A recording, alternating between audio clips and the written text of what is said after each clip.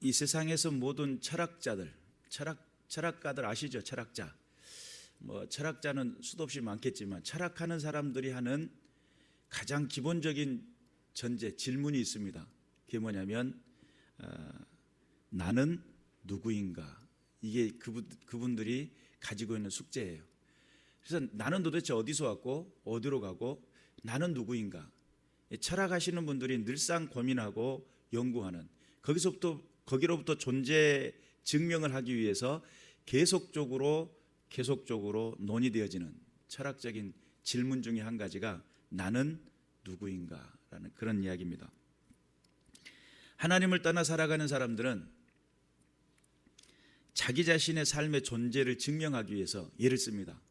그래서 나는 누구인가라고 하는 그런 측면에서 끊임없이 접근을 하고, 또 결론적으로 그들은 하나님을 떠나 있으면서 나는 누구인가를 증명하려다 보니까 결국은 어디를 찾아가게 되냐면 하나님이라고 하는 그 존재, 이게 쉽게 말하면 우리는 하나님이지만 그들은 이 세상을 주관하는 어떤 힘의 존재가 있을 거다라고 하는 막연한 추상적인 그런 측면에서 접근을 해 나가게 되겠죠. 근본적인 부분이 하나님이라고 하는 그 근본적인 부분에서 떠나 있다 보니까 결국은 자기 자신이 누군가로부터서 알기 위해서, 자기 존재 증명을 하기 위해서 그토록 애를 써요. 그런데 그 질문 자체가 너무 막연하죠. 나는 누구인가? 라고 하는 이 질문 자체가 너무너무 막연해요. 하나님 안에서, 성경 안에서는 명확하게 이야기하고 있죠. 하나님이 만드신 피조물이다. 나는 누구인가라는 그 질문 앞에 너는 하나님이 만들었어 라고 성경은 기록하고 있어요. 그래서 자기 자신에 대한, 하나님을 떠나 있는 내가 자기 자신에 대해 저평가를 하게 되면 결국은 자기의 어떤 존재로서 너무 자기 자신을 저평가하다 보니까 결론적으로 그 저평가하는 그 모습 속에 자기의 정체성을 잃어버리는 그런 사람들의 모습으로 전락되는 사람들이 있는가 반면에, 또 반대로 너무 과대평가하는 사람들이 있을 수 있겠죠. 너무 과대평가하다 보면 자기 자신이 모든 걸 다 할 수 있다라고, 나는 그래 괜찮은 사람이야 라고 하다 보니까 점점 높아져 가요. 그러다 보니까 그게 결론적으로는 자기 자신의 과대평가하는 것이 다른 측면에서는 교만함으로 나타날 수 있고, 이것이 자기 중심적인 사고로 바뀔 수가 있어요. 성경은 시편 49편 20절 말씀에 보면, 시편 49편 20절 말씀에 보면 존귀하나 깨닫지 못하는 사람은 멸망하는 짐승 같도다. 성경은 그렇게 이야기합니다. 내가 존귀한 백성임에도 불구하고 그것을 깨닫지 못하면 뭐 하는 사람 같다고요? 멸망할 짐승과도 같다는 거예요. 그런 존재 자체가 그만큼 내 존재가 하나님이 창조하셨을 뿐만 아니라 하나님께서 우리를 만드신 엄청난 존재임에도 불구하고 그 존재가 정확하게 내가 어디로 부름을 받았고 어떠한 삶의 자리로 이끌음 받았는지를 정확히 알지 못한다고 한다면 그것은 결국은 멸망할 짐승과도 같다라고 성경은 이야기하고 있어요. 그리고 과대평가를 하다 보면, 저평가를 하다가 이제 과대평가를 하다 보면 교만함에 이르게 되잖아요. 실은 하나님으로부터 하나님으로부터 떠날 수밖에 없었던 존재들은 결국은 아담과 하와의 마음속에는 하나님의 뜻을 어긋나도 되겠다라는 그 마음의 내면 속에, 나도 하나님처럼 된다는 그 내면 속에는 어떤 마음이 있었냐면 교만한 마음이에요. 결론적으로 모든 하나님 앞에서 죄를 짓게 만들고 세상에 많은 타락을 가져오는 가장 근본적인 단어 중에 하나가 교만입니다. 그러다 보니까 교만은 넘어짐의 앞잡이죠. 교만하다 보면 넘어질 수밖에 없어요.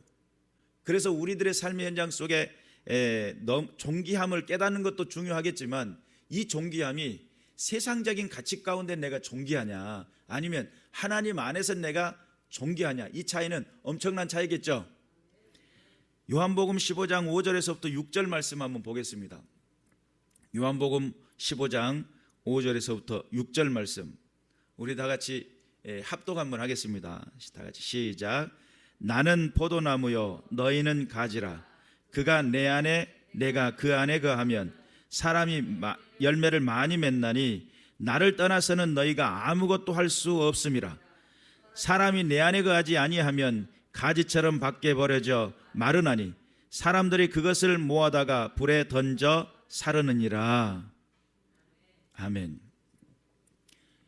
하나님 안에서 내가 존귀함을 알아야지, 하나님 밖에서 내가 존귀하다라고 하는 그런 하나님을 떠나가지고 존귀해지고 내가 과대하다 보면 결국은 그건 교만함이라고 하는 것에 도달하겠지만, 내가 하나님 안에서 나를 어떤 존재로 불렀는지, 나를 어떤 모습으로 나를 만드셨는지를 깨닫고 내가 그 안에 거하면 어떤 역사가 일어나요? 열매를 많이 맺는다는 거예요. 하나님 안에서 열매 맺는 사람들의 특징, 열심히 선행하고 열심히 노력하고 내가 최선을 다하고 이런 어떤 노력과 수고도 중요하겠지만 내가 예수님 안에 거해야 돼요. 예수님 안에 거한다라고 하는 그 말씀은 예수님의 말씀 안에 거하는 것이고, 예수님이 내게 명령하신 그 명령을 지켜 행하려고 하는 그 상태에 있는 그것을 말해요. 그래서 예수님이 어느 날 그런 이야기 하잖아요. 너희가 나를 사랑하려거든 내 계명을 지켜라. 여기서 계명이라고 하는 것은 우리가 알아듣기 쉬운 말로 계명, 그러니까 저도 전에는 그 정확히 모를 때는 계명하니까 새로운 뭔가 있는 줄 알았어요. 계명이라는 뜻 자체가 명령이라는 뜻이에요. 예수님이 우리에게 명령하신 것을 지키라는 거예요. 뭘 하려고 한다면 예수님을 사랑하려고 한다면.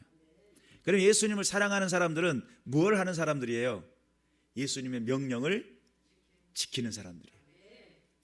이번에 최근에 그 수영로 교회 목사님이 소천하셨어요. 근데 그분이 하시는 말씀 중에 어떤 말씀이 있냐면, 중생하셨습니까? 나이도 많이 들으셔가지고 이제 목소리도 막 걸걸걸한데, 중생했으면 회개해야 되고, 회개한 사람이 중생한 사람인데 정말 회개했다면 무엇을 할 줄 알아야 되냐면 사랑할 줄 알아야 된대요. 근데 사랑할 줄 아는 사람들은 어디까지 사랑해야 되냐면 원수까지 사랑해야 된다는 거예요. 그것이 진짜 회개하는 모습이고 그것이 진짜 중생한 사람의 삶의 모습이다. 그렇게 이야기를 하는, 이제 유언이라고 하는 수영론교회 목사님이 이제 마지막 유언이라고 해가지고 영상이 이렇게 유튜브에 보면 돌아다니고 있어요. 그 마지막 유언 중에 무슨 이야기를 하냐면 그 이야기를 하시는 거예요. 정말 예수 안에서 거듭났습니까? 정말 예수님 안에서 새로운 사람이 되었나요? 그렇다고 한다면 정말 회개하는 삶을 살아야 되고, 진짜 회개하는 삶이라고 하는 것은 사랑하는 삶이래요. 그 사랑하는 삶이 원수까지 사랑할 수 있어야 진짜 사랑이라는 거예요. 그 사랑에 도달하게 되면 하나님의 역사하심을 보게 된다는 거예요. 믿으시길 바랍니다. 그런 측면에서 요한복음 15장 5절의 말씀은 나는 포도나무다 그렇게 이야기했죠. 예수님은 포도나무고 우리는 뭐가 됐다고요? 가지라는 거예요. 예수님은 포도나무고 우리는 가지. 그리고 내가 그 가지인데도 불구하고 예수님 안에 거하지 않으면, 포도나무에서 이제 절단돼 가지고 떨어져 나와 있으면 성경은 무슨 이야기를 하냐면 사람들이 그것을 모아다가 불에 던져 사르느니라.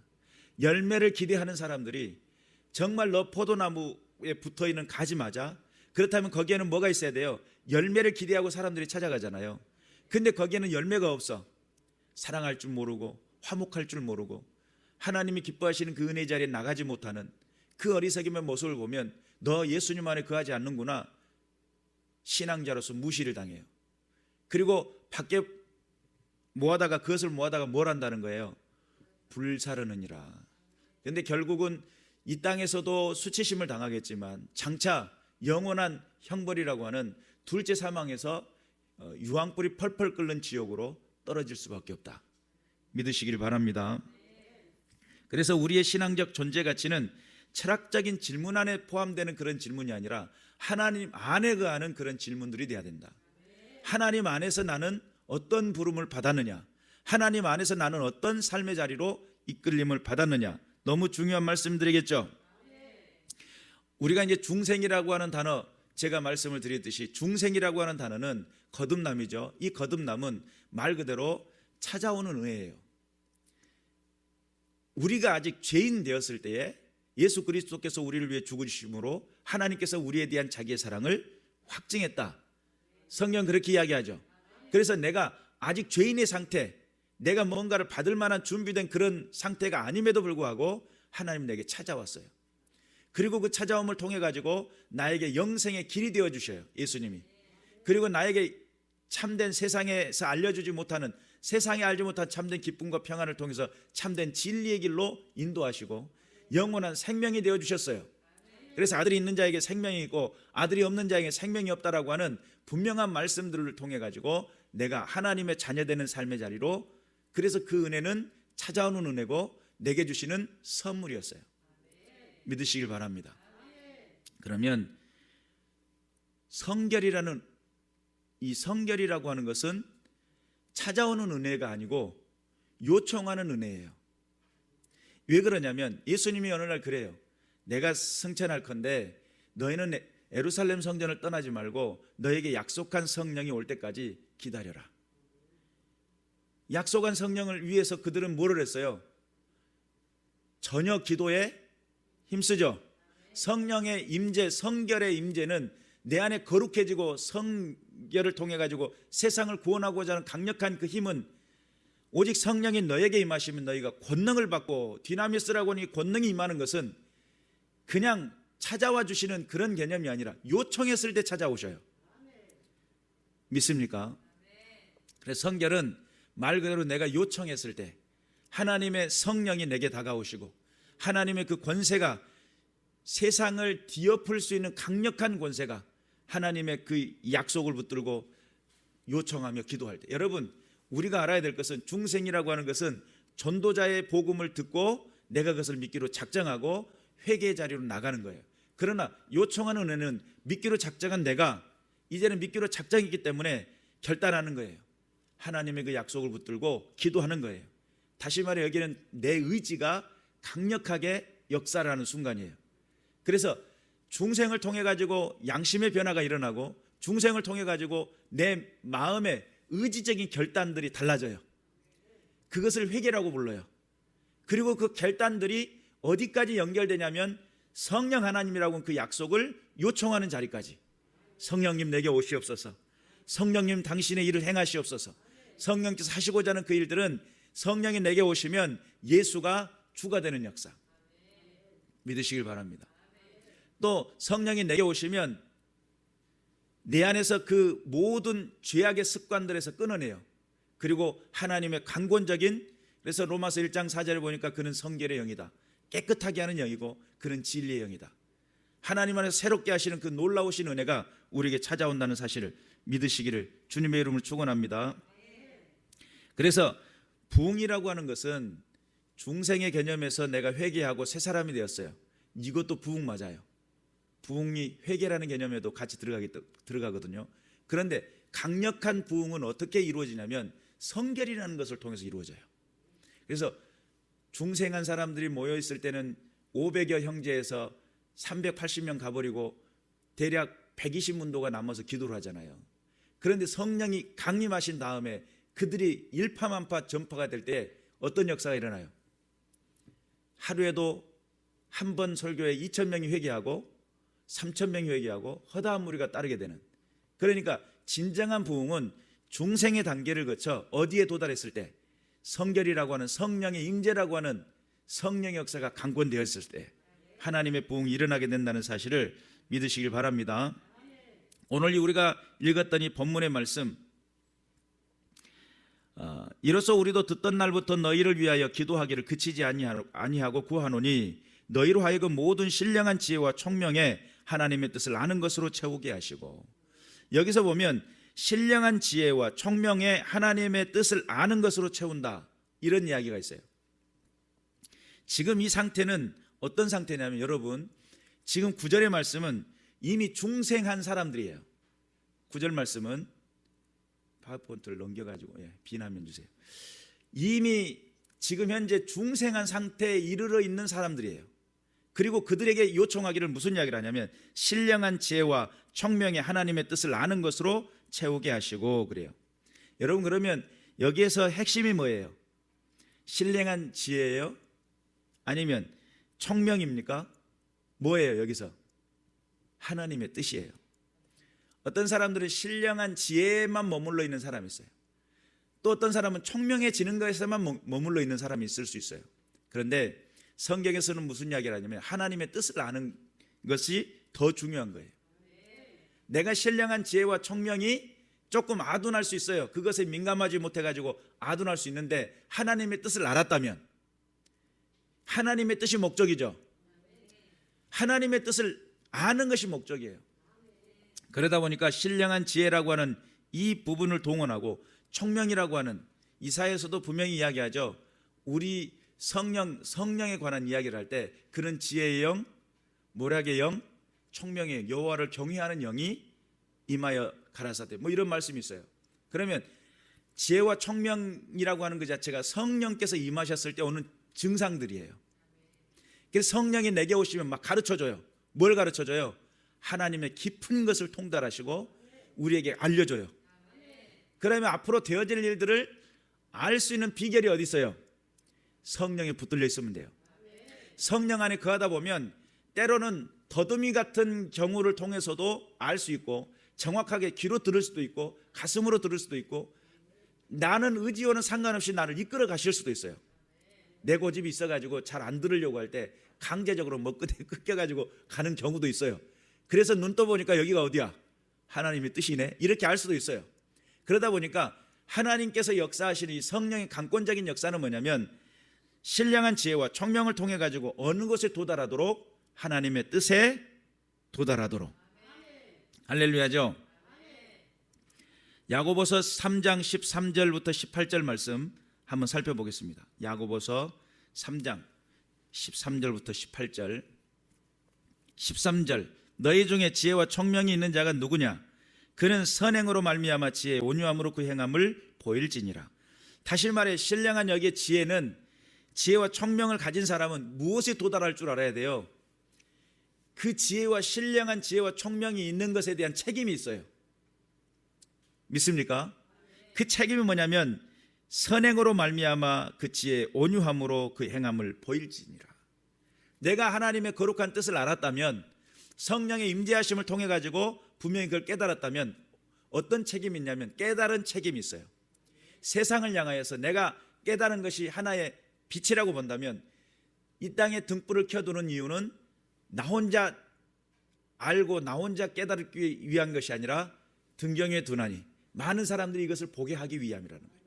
하나님의 성령께서 내게 깨달음을 주셨다면 뭐 할 줄 알아야 돼요? 나타나고 증명할 줄 알아야 돼요. 이것을 선행의 개념으로 이해해야 돼요. 14절에 보니까 그러나 너희 마음속에 독한 시기와 다툼이 있으면 자랑하지 말라. 진리를 거슬러 거짓말하지 말라. 마음속에 독한 시기와 다툼이 생겨나면 자랑하지 말라는 거예요. 15절에 이러한 지혜는 위로부터 내려온 것이 아니요 땅 위의 것이요 종욕의 것이요 귀신의 것이니 16절 시기와 다툼이 있는 곳에는 혼란과 모든 악한 일이 있음이라. 결론적으로 내 마음속에 시기와 다툼이라는 것은 하나님께서 주신 마음이 아니죠. 야고보는 무엇으로 봤어요? 악한 영, 어둠의 권세가 우리의 마음속에 혼란함을 가져다 주고 귀신이 주는 정욕이라고 성경은 명확하게 이야기하죠. 혹시 내 마음속에 시기심이 생겼습니까? 질투하는 마음이 생겼나요? 그거는 마귀가 역사하는 거예요. 귀신이 역사하는 거예요. 정확히 깨달아야 될 줄로 믿습니다. 17절 보니까 오직 위로부터 난 지혜는 첫째 성결하고 다음에 화평하고 관용하고 양순하며 긍휼과 선한 열매가 가득하고 편견과 거짓이 없나니 그랬어요. 위로부터는 성결하고 화평, 관용, 양순, 긍휼, 선한 열매가 가득하고 편견과 거짓이 없다는 거예요. 또한 18절에 보니까 화평하게 하는 자들은 화평으로 심어 의의 열매를 거두느니라. 내가 신령한 지혜와 총명이 있어가지고 성령의 강권적인 역사를 받았어요. 그 성령이 일하시는 방식은 뭐냐면 그 성령께서는 우리에게 성결하게 하고 나를 성결하게 할 뿐만 아니라 성결을 조장하는 사람을 만들어요. 또 화평하는 마음을 주셔가지고 다툼 있는 곳에 서로 절제시켜주고 서로 화합을 시켜주는 사람이 돼요. 그런데 분쟁하고 미움을 조장하고 또한 그것을 중간에서 틈을 노리고 있고 그것은 영락없이 귀신이나 마귀가 기뻐하는 일들이에요. 그런 일들을 앞장서고 있다면 그는 회개를 반드시 하셔야 됩니다. 또 관용하고 양순하고 긍휼과 선한 열매라는 거예요. 아까도 제가 이야기했잖아요. 지혜와 총명이라는 것이 증명되게 하는 것 그 자체가 선행이에요. 우리가 세상에서 착한 일, 도덕적이고 윤리적인 이런 개념으로만 선행을 이해하면 안 돼요. 이건 세상에서 안 믿는 사람들도 그런 것은 할 수 있어요. 그러나 진짜 예수 그리스도의 믿음 안에서 온전한 선행이라고 하는 것은 진리가 무엇인지, 하나님의 성령의 뜻이 무엇인지, 하나님께서 원하시는 그 뜻에 그 기쁘신 뜻이 무엇인지를 분별하고 알려주는 것, 진짜 선행이겠죠. 지금 무엇과 사이에서 왔다 갔다 하냐면 시기 질투라고 하는 악한 영 어둠의 권세, 귀신의 역사하는 일과 정말 성결하고 화평하고 관용하고 양순하는 하나님의 뜻이라고 하는 그 사이 가운데 우리는 서 있는 거예요.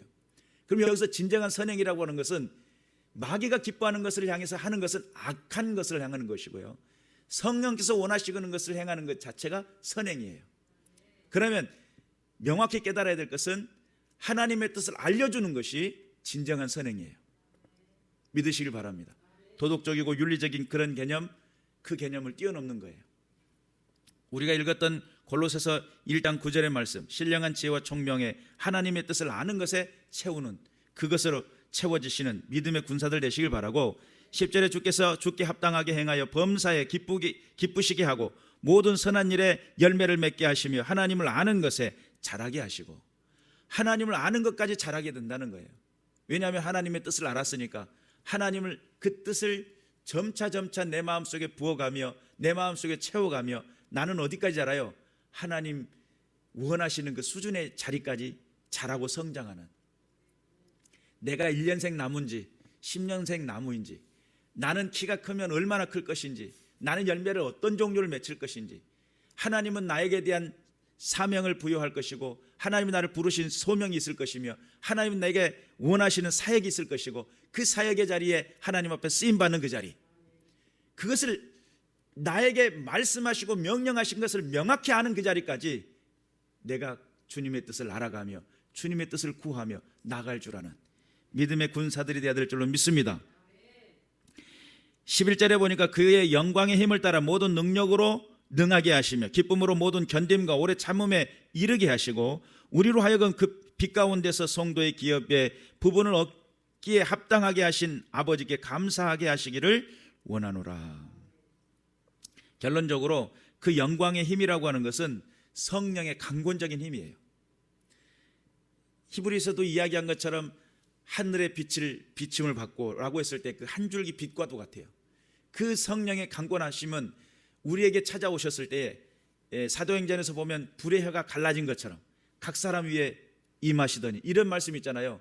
그 영광의 힘이 내게 다가오는 거예요. 그것이 신령한 지혜와 총명이 될 것이고 또한 하나님의 뜻에 도달하게 만드는, 나를 부르시는 그 소명의 자리와 나를 사용하고자 하는 사명의 자리까지 나를 깨닫게 하시고 알게 하는 그 수준에 이르도록, 그것이 영광의 힘이라는 거예요.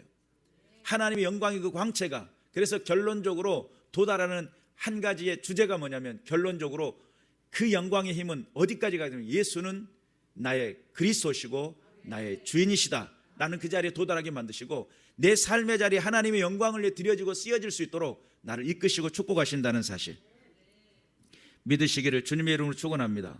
그래서 결국은 성도의 기업의 그 부분에 결국은 하나님께서 주시고자 하는 그 축복의 자리까지 나가게 될 것이고 하나님의 은혜의 그 부르심의 자리에 승리해 나가는 저와 여러분이 되어야 될 줄로 믿습니다. 결론적으로 하나님의 뜻을 아는 것으로 우리가 세상에 많은 여러 가지 많은 일들을 당하고 또는 여러 가지 많은 사건과 여러 가지 많은 관계 속에서 하나님의 뜻을 알아간다라고 하는 것은 그만큼 책임이 막중해요. 성도라는 이름을 지녔다라고 하는 것은 나 혼자 내가 묵상하고 나 혼자 내 안에서 기쁨이 있고 나 혼자 뭐 이런 개념이 아니에요. 성도라는 이름은 세상에 비치는 한 줄기의 빛이에요. 왜냐하면 그 빛이 성령의 그 강권적인 영광의 힘이 내게 다가와서 내 안에서 밝히고 있기 때문이에요. 세상이 알지 못한 참된 기쁨이 내 안에서 어떻게 됐다는 거예요? 불이 켜졌다는 거예요. 여러분 어렸을 때 그런 장난 해봤는지 모르겠어요. 조그마한 후레쉬 같은 거 있어요. 이렇게 그것을 손등에다 놓고 불을 비춰요. 그러면 이 빛이 통과해 가지고 여기가 핏줄기도 보이고 벌게 가지고 통과되는 거 본 적 있어요? 어렸을 때 그런 장면 많이 했는데 손가락에다 놓고 불을 켜면은 손가락이 오매 투명하네 이런 생각이 들 정도로 빛이라고 하는 것은 내 안에서 들어오면 그 성령의 강권적인 힘은 내 안에서 그걸 발현하게 만들어요. 내가 지금 힘들고 내가 어렵고 정말 고단하고 나 정말 힘들다 이러고 있을 때 성령이 나와 함께 계시면 그 힘듦이라고 하는 그 사이 속에 뭐가 자꾸 삐져나와요? 성령이 주시는 기쁨이 자꾸 삐져나와요. 분명히 이 정도면 어떻게 돼요? 우거지상을 하고 있어야 돼요. 내가 이 정도면 정말 힘들어가지고 막 누군가를 같이 막 집어 뜯어주고 싶은 그런 상황인데 내 안에서 주시는 성령의 그 감정과 감동과 감격이 우거지 사이사이로 뭐가 삐져나와요? 세상이 알지 못한 참된 기쁨, 주님이 나와 함께 하시는 그 은혜가 막 삐져나와요. 빛이 막 바깥으로 셀 수밖에 없어요. 세상은 그 빛을 감출 수가 없다라고 성경은 이야기합니다. 산 위의 동네가 그것을 알 거라는 거예요. 우리 안에 정말 참된 기쁨과 하늘 소망이 있습니까? 내 안에서 정말 그 기쁨과 감격을 감출 수 없는 주의 놀라우신 그 권능의 역사를 저와 여러분이 체험하며 믿음 안에 승리해 나가는 믿음의 군사들이 되어야 될 줄로 믿습니다. 하나님 살아계시죠? 여러분 안에 하나님이 계신가요? 여러분 안에 주님과 동행하는 그 은혜를 여러분 경험하고 계십니까? 이것은 이론으로 내 마음에 계속 반복해가지고 그래 나는 하나님이 함께 계셔 나와 함께 계셔 이렇게 주문으로 해가지고 되는 그런 개념이 아니에요. 왜냐하면 내가 전혀 모르는 숫총각이고 전혀 모르던 사람이 나는 이미 모태솔로지만 나는 연애 경영 다른 모든 나 다 상담해 줄 수 있어 다 알아 이렇게 하는 거하고 진짜 여자가 옆에 있는 거 다른 문제야. 이해가 되십니까? 이건 실제적인 경험적인 차이에서 전혀 다른 문제예요. 비디오를 보고 아무리 공부해도 소용없어요. 실제 경험하고는 전혀 다른 부분이에요.